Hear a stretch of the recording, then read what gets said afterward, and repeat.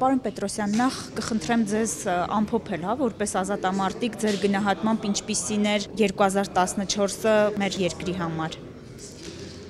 Որպես ազատամարտիկ եւ որպես քաղաքացու 2014 թվականը իր բոլոր բարդություններով հանդերձ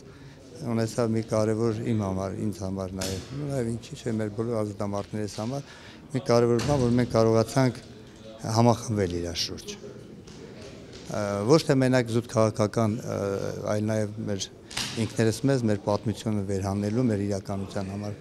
իրար շուրջ կանգնելու եւ նաև մեր խնդիրները միասնական լուծում տալու առումով։ Ազատամարտների դաշինք երևի եղավ ամենամեծ ձեռքբերումը 2014 թվականը մեր ազատամարտներից համար, ոչ միայն ազատամարտիկներից, որովհետեւ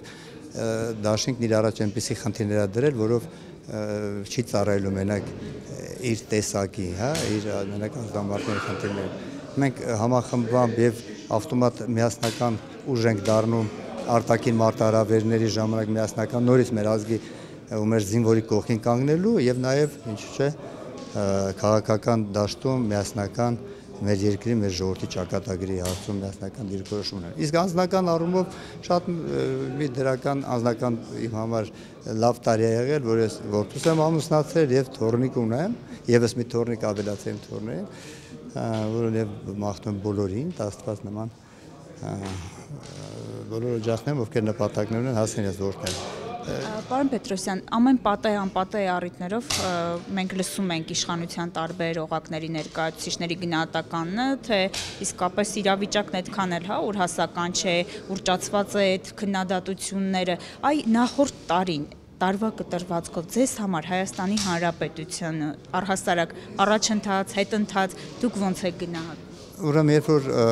իհարկե տարբեր սոցիալական տարբեր շերտերի ներկայացուցիչների հարցներ տարբեր որակումներ կարանք տանք, ընդհանուր որ վերցնում ենք, հաճախ մենք ներկայացնում ենք տնտեսական այս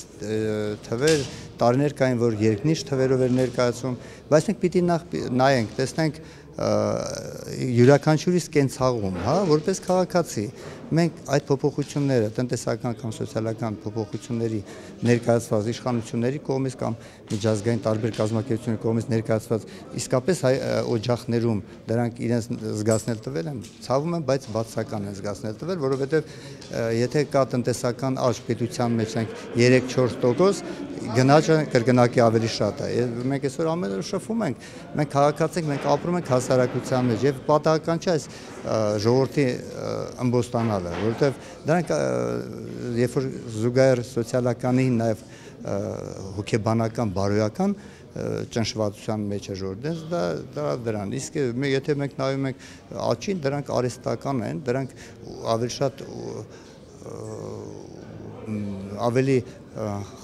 ուռեցված են, ուռճեցված են, որովհետև չի կարա